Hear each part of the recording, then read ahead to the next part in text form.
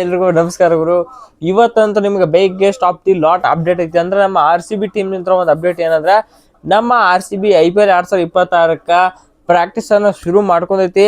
Almost ಯಾವ ground ಅಂತ ಹೇಳಿಲ್ಲ, ಆದ್ರೂ ನಮ್ಮ ಗ್ರೌಂಡಿನ ಎಲ್ಲ ಫುಟೇಜಸ್ ಹಿಂದಿನ ಬ್ಯಾಕ್ ಗ್ರೌಂಡ್ ಎಲ್ಲ ನೋಡ್ರೆ ಅದು ಕ್ಲಿಯರ್ ಆಗಿ ಗೊತ್ತಾಗೋದು. DY ಪಾಟೀಲ್ ಸ್ಟೇಡಿಯಂ ನೋಡ್ದಂಗೆ ಆಗ್ಲತ್ತಿದೆ.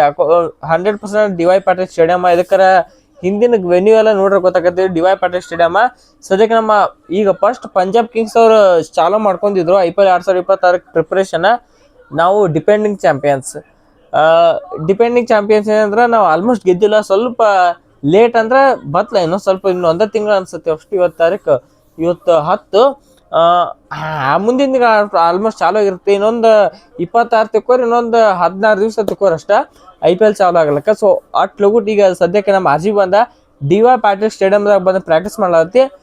ಇನ್ನೊಂದು ಈ ಪ್ರಾಕ್ಟೀಸ್ ಯಾರ್ಯಾರು ಬಂದಿರೋದು ಕೇರ, ಈ ಪ್ರಾಕ್ಟೀಸ್ ಕ್ಯಾಂಪಿಗೆ ಏನೈತಿ ನಮ್ಮ RCB ಕೋಚ್ ಅಂತ ಆ್ಯಂಡಿ ಫ್ಲೋರ್ ಬಂದಿದ್ರು. ಮತ್ತು ಆ್ಯಂಡಿ ಫ್ಲೋರ್ ಬಂದರು ಅವರೊಡೆ ನಮ್ಮ ಯಾರು ಡೈರೆಕ್ಟರ್ ಆಫ್ ಕ್ರಿಕೆಟ್ M ಬೊಬಾಟ, ಮತ್ತು ನಮ್ಮ RCB ಬ್ಯಾಟಿಂಗ್ ಕೋಚ್ ಮೆಂಟರ್ ಆದಂಥ ದಿನೇಶ್ ಕಾರ್ತಿಕ್, ಮತ್ತು ನಮ್ಮ RCB wicket keeper batsman Jitesh Sharma, ಮತ್ತು ಸ್ವಪ್ನಿಲ್ ಸಿಂಗ್, ಮತ್ತು ವಿಹಾನ್ ಮಲ್ಹೋತ್ರಾ, ಮತ್ತು ಇನ್ನೂ ಹೇಳ್ಬೇಕಾರೆ ವಿಹಾನ್ ಮಲ್ಹೋತ್ರಾ ಮತ್ತು ಶ್ರೇಯಸ್ ಶರ್ಮಾ ಬಂದಾರೋ.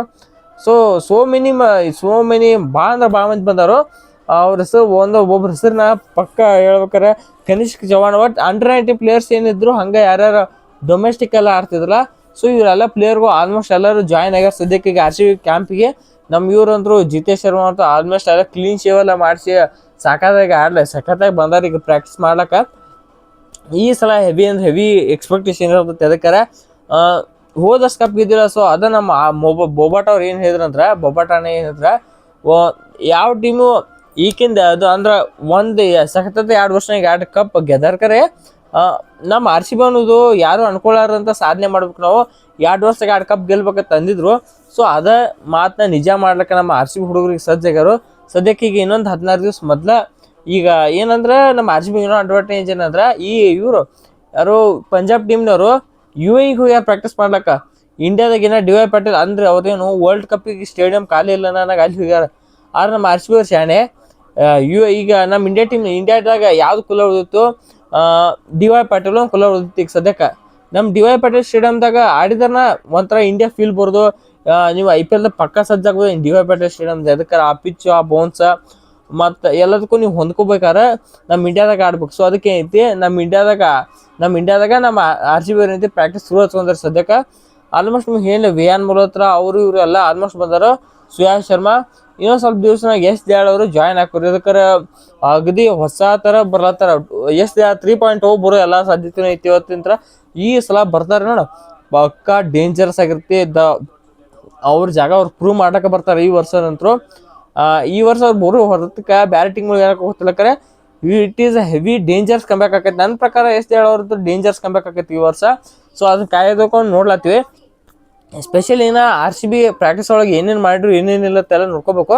ಸದ್ಯಕ್ಕೆ ಯಾವುದೇ ಓವರ್ಸೀಸ್ ಪ್ಲೇಯರ್ಸ್ ಬಂದಿಲ್ಲ. ಇದಕ್ಕೆ ನಿಮ್ಗೆ ಗೊತ್ತಿನಾಗ ಓವರ್ಸೀಸ್ ಪ್ಲೇಯರ್ಸ್ ಎಲ್ಲ ಈ ಕಡೆ ವರ್ಲ್ಡ್ ಕಪ್ ಆಡ್ಲತ್ತಾರೆ. ಸೊ ಅದಕ್ಕೆ ಏನೈತಿ ಓನ್ಲಿ ಡೊಮೆಸ್ಟಿಕ್ ಪ್ಲೇಯರ್ಸ್ ಹಂಗೆ ಅಂಡರ್-19 ಪ್ಲೇಯರ್ಸ್ಗಳು ಯಾರ್ಯಾರು ಇದ್ರು, ನಮ್ಮ ವಿಹಾನ್ ಮಲ್ಹೋತ್ರಾ ಮತ್ತು ಕನಿಷ್ಕ್ ಚವಾಣ್ ಇದ್ರು. ಅವ್ರನ್ನ ಬಿಟ್ರೆ ಸ್ವಪ್ನಿಲ್ ಸಿಂಗ್, ಶ್ರೇಯಸ್ ಶರ್ಮಾ, ಮತ್ತು ಯಾರು ಜಿತೇಶ್ ಶರ್ಮಾ ಇವ್ರು ಬಂದರು. ಇನ್ನು ನಮ್ಮ ರಜತ್ ಪಡಿದಾರ್ ಅವರು, ವೆಂಕಟೇಶ್ ಅಯ್ಯರ್ ಎದಕ್ಕೆ ಇನ್ನೂ ಜಾಯ್ನ್ ಆಗಿಲ್ಲ ಅನ್ನೋ ಒಂದೇ ಕಾರಣ ಅವ್ರನ್ನ ರಣಜಿ ಮ್ಯಾಚ್ ಇನ್ನು ಸೆಮಿಸ್ ಒಳಗದಾರ. ಸೊ ಅದಕ್ಕೆ ಏನೈತಿ ಅವ್ರನ್ನ ಜಾಯ್ನ್ ಆಗಿಲ್ಲ. ಈ ಕಡೆ ನೋಡ್ರೆ ನಮ್ಮ ಬರೋಡಾ ಅದು ರಣಜಿ ಒಳಗೆ ಒಂದು ಸ್ವಲ್ಪ ಇದು ಅದಂಗೆ ಕಾಣಿಸಲ್ಲ, ಏನೋ ಮುಂದೆ ಕ್ವಾಲಿಫೈ ಆಗಿಲ್ಲ. ಅದಕ್ಕೆ ಏನಂತೆ ನಮ್ಮ ಜಿತೇಶ್ ಶರ್ಮಾ ಅವ್ರದ್ದು ಎಲ್ಲ ಬಂದಾರ ಅದಕ್ಕೆ. ಸೊ ಇದು ಇವತ್ತಿನ ಅಪ್ಡೇಟ್ ಏನಂದ್ರೆ, ನಮ್ಮ RCB ಅವರು ಆಲ್ರೆಡಿ ಈಗ ಪ್ರಾಕ್ಟೀಸ್ ಕ್ಯಾಂಪ್ನ ಜಾಯ್ನ್ ಇದು ಚಾಲೂ ಮಾಡ್ಯಾರು. ಸೊ ನಮ್ಮ ಬೊಬಾಟ ಅಣ್ಣ ಎಲ್ಲ ಪ್ರಾಕ್ಟೀಸ್ ಎಲ್ಲ ಚಾಲೂ ಮಾಡ್ಯಾರ. ಈಗ ಹೊಸ ಪ್ಲೇಯರ್ಸ್ಗಳಿಗೆ ಟೀಮ್ಗೆ ಹೋಗಿ ಎಲ್ಲ ಹೇಳಿಕತ್ತಾರೋ. ಸೊ ಈ ವರ್ಷ ಹೆಂಗೆ ಅರ್ಥ ನಮ್ಮ RCB ಬರೋದು ಇನ್ನೊಂದು ಸ್ವಲ್ಪ ಪ್ರಾಕ್ಟೀಸ್ ಅಪ್ಡೇಟ್ ಚಾಲೂ ಅದಂದ್ರೆ ಅದನ್ನ ನಿಮಗೆ ತಿಳಿಸ್ತಂತ ಆಯ್ತಾ. ಈ ವಿಡಿಯೋ ನಿಮ್ಗೆ ಇಷ್ಟ ಆಯ್ತು, ಲೈಕ್ ಮಾಡಂಗೆ ಚಾನಲ್ ಸಬ್ಸ್ಕ್ರೈಬ್ ಮಾಡ್ಕೊರಿ. ಸೊ ಮತ್ತೆ ಎಲ್ರಿಗೂ ನಮಸ್ಕಾರ.